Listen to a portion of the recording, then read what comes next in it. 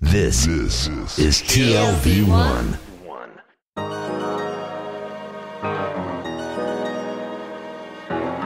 The Tel Aviv Review with Gilad Halpern. Hello and welcome to the Tel Aviv Review, a program dedicated to the word, to the thought and to debate.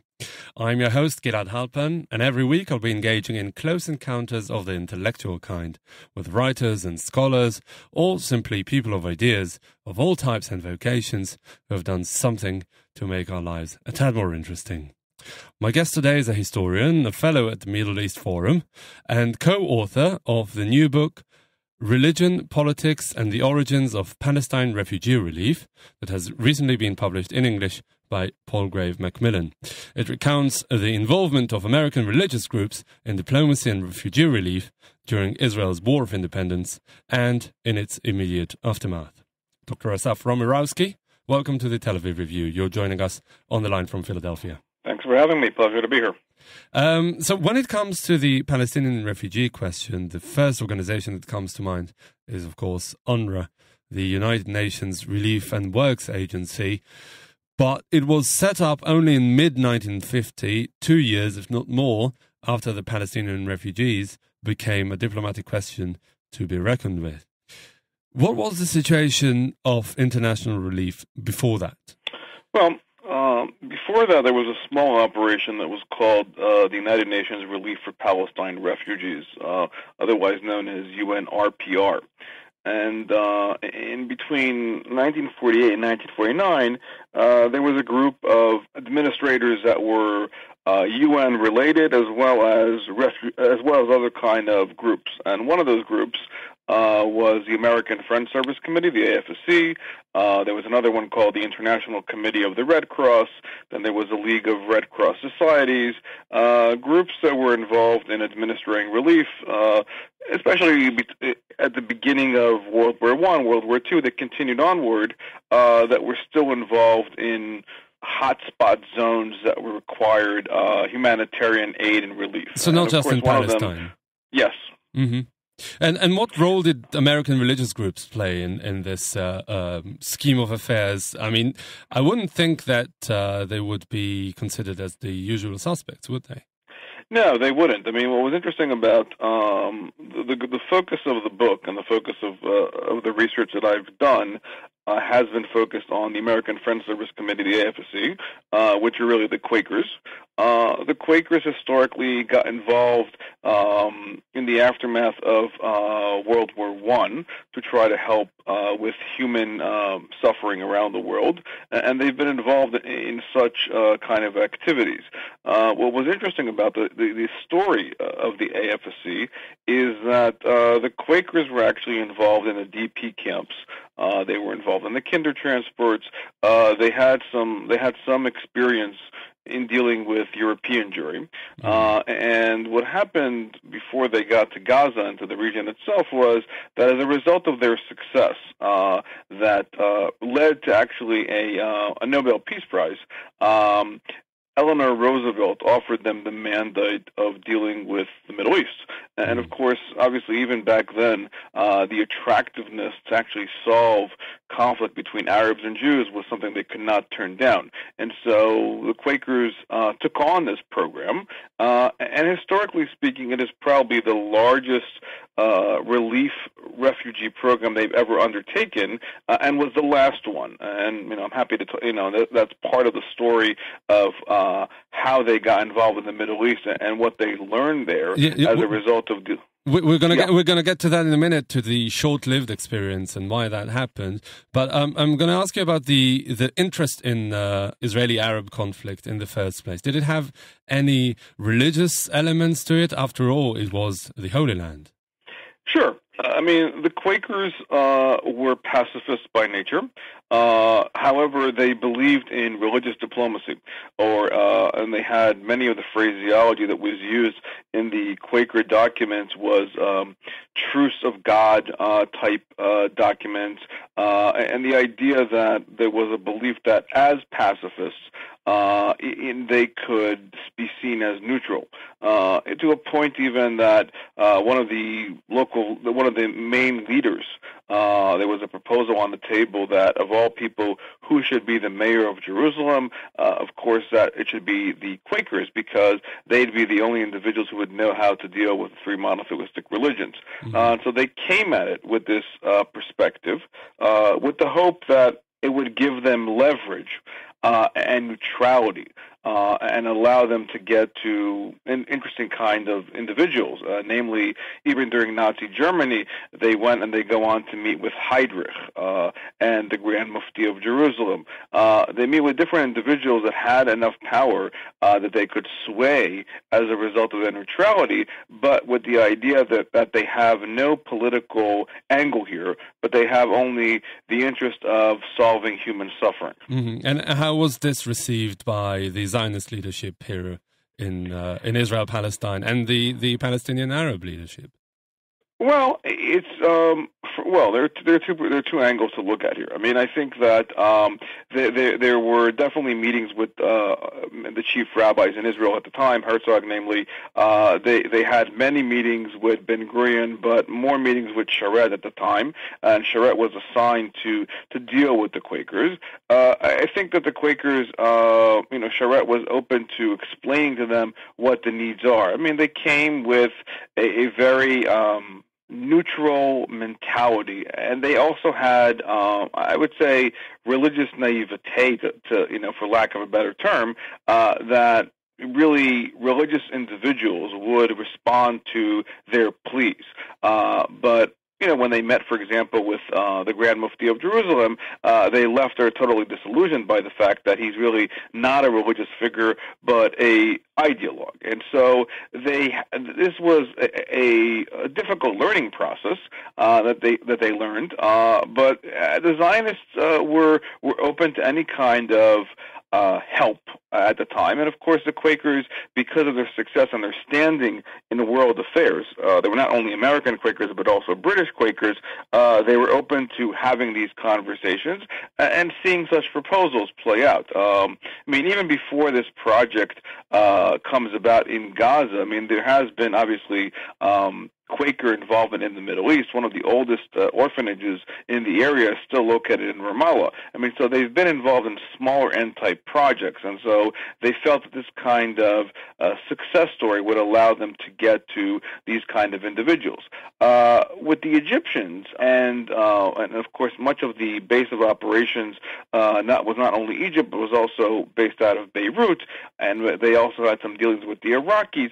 Again, it started to become a rude awakening, for lack of a better term, to try to understand Arab politics and dealing with, specifically the Egyptians and how they saw the situation, how the Egyptians saw the Palestinian Arabs, and that became they started to have a real working relationship with them, though they also came across many of the cleavages that we talk about regarding, fast forward to UNRWA today, as far as the duality, the identity issues, the problematic issues that are still infested the whole mentality of dealing with the Arab world, specifically when it comes to Palestine. And so those were things that they came across. And to a point, even when from the Arab-Palestinian local proletariat, basically, they still believed, and they saw the Quakers as another vehicle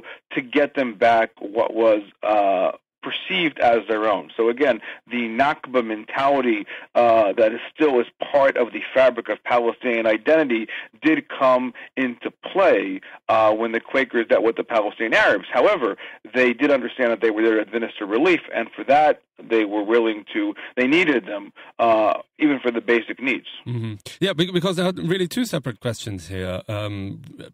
Relief or charity on the one hand and diplomacy on the other, that are really two extremely separate questions. And I want to focus on the latter, on the diplomatic efforts. Did the Quakers, you said that they were a force to reckon with internationally, but did they really have any political leverage or any political savvy, or were their diplomatic efforts really set up to fail?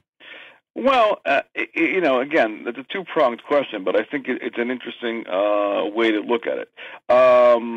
Quakerism at large is about doing. They're less organized, religiously speaking, about actually going to any kind of house of worship. So the idea that you're going to do something and help was part of how they motivated and got people to volunteer. And so many of the individuals who came to Gaza and even were involved prior to that in the Middle East, and even World War I and whatnot, were involved because of the idea of trying to help get involved in areas of conflict as a result of the pacifistic look. They were involved. In many of the meetings, they were invited. The Secretary General of the AFSC, Clarence Pickett, and others were involved in the meeting with high-end individuals at the State Department. They were involved in the meetings on Lake Success. They were involved in many of these religious efforts and relief efforts, and they were around the table as a result of having the fieldwork experience. Clarence Pickett, reached a certain amount of cachet even later on in the 60s, where there would be, if you look at the documents, if you look at the Quaker story, where they would be protesting, for example, the Vietnam War, but on the same night while he's protesting the White House, he'd be invited to the White House ball and met with JFK and others. So they had a certain amount of cachet within American society. As a sidebar now, there were two well-known, obviously, Quaker presidents, namely Hoover and Nixon, but that didn't really, translate into, larger political cachet. A lot of what they produced was many academics who got involved in international affairs as a result of the kind of worldwide experience that they had. But those meetings allowed them to raise the bar as far as the need for the kind of expertise they had. I'm asking Asaf because I'd like to know, in the immediate aftermath of the Second World War, to what extent did they assist or interfere in the realignment of American interests in the Middle East? And I'm talking namely about the first chapters of the Cold War. Well, their involvement post-World War II and even during World War II was based on saving lives. When they talk about their knowledge of knowing Jews, they will point to the kinder transports. They will point to the ability to save Jews, help with DP camps. They will report about the fact that they've met with Heydrich in order to save Jews and get them out of, or try to attempt to help as a result of what was happening. And so from that stance, that's where they came out of it. The idea of, the story itself speaks volumes of a larger issue regarding American Protestant relief, and how Americans, Protestants got involved in different areas of conflict, but namely the Middle East. When you talk about individuals who are all going to the region, specifically the Middle East, to try to resolve areas of conflict and to try to help, as well as to try to bring about other kinds of religiosity and the perspective of converts, and as well as getting involved in the Middle East, groups that were involved in as far as creating American University of Cairo and American University of Beirut. Those were all larger Protestant relief operations that relied on kind of bringing a different westernized Protestant view to the region. None of this clashed with the new realpolitik of the Cold War? It started to. The Quakers themselves, as far as their involvement, with the British Quakers as well as the American Quakers, they saw larger threats. Their pacifism was what drove them to get involved. Where they saw a bigger threat than all of this, and which is part of the Quaker story, was the threat of nuclear armament. So that was where they drew the line as far as getting involved with protesting, trying to deal with the Republic of China and the Soviets and whatnot. Those became bigger issues for them as far as the realignment. This was seen even in diplomatic circles and even within UN circles as religious diplomacy that would help people in need as a result of the larger realpolitik arena that was created. And this was a way to kind of deal with that as far as leveraging that kind of diplomatic stance, B, their role with Dean Acheson and other kind of State Department high-end individuals, their connection, of course, to Eleanor Roosevelt. Those are the kind of things they brought to the table, and of course the ability to provide real skill set and real relief operations. That was your first question about the end goal of these kind of projects. The Quakers were extremely critical, to their credit, and extremely convinced that the only solution to the Arab-Palestinian situation has to have an end game. So repatriation, reintegration, and resettlement was key. And those three R's were actually the backbone of American foreign policy diplomacy at the time. Any area that American foreign policy got involved in was part of repatriation, resettlement, and reintegration. One of the few cases where we went against them, as far as American foreign policy, against their own foreign policy, was the Palestine case study, where we have given up on the idea of repatriation, resettlement, and reintegration in exchange for allowing for what has now become UNRWA's main vehicle, education, or so they claim. And so that's also part of the story. And is the fact that these three R's were going nowhere, was this the reason for the end of their relief efforts in Palestine? In fact, it was. As I said early on, this was the largest operation the Quakers ever took on, and to their credit, they did run a tight ship. They were able to create and administer relief in a very positive way. This is part of where, in the book we talk about the fact that lessons learned that were not learned in the transition to UNRWA. All the questions that we talk about regarding UNRWA, the question of who is a refugee and a true census of how many Palestinian refugees there actually are. Where do they come from? Who deserves the kind of aid, the skill set? This was all part of what the Quakers were trying to do, and they came across these questions just the fact of being on the ground and trying to set up a shop to know the population.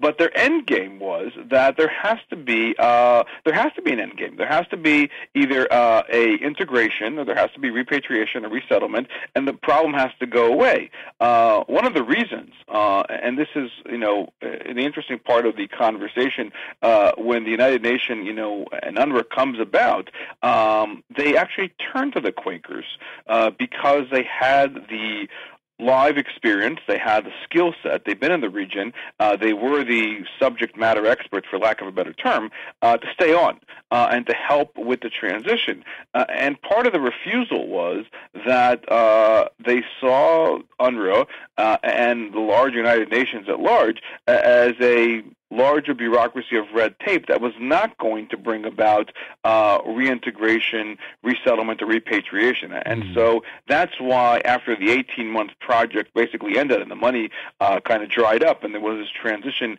into UNRWA, they decided not to continue on with this kind of large-scale operation. And 65 years on, it seems that they were right. Dr. Asaf Romirowsky, a fellow at the Middle East Forum and co-author of the new book, Religion, Politics and the Origins of Palestine Refugee Relief. Thank you very much for coming on the show today. Thank you.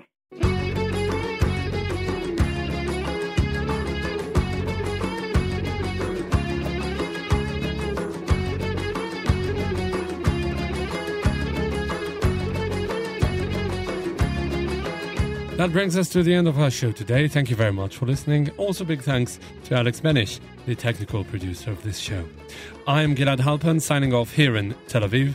Do join us again next week for another edition of the Tel Aviv Review.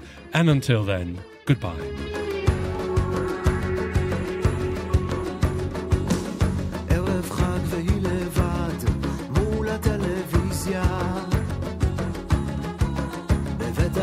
הכנסת הסמוך מתפללים ערבית,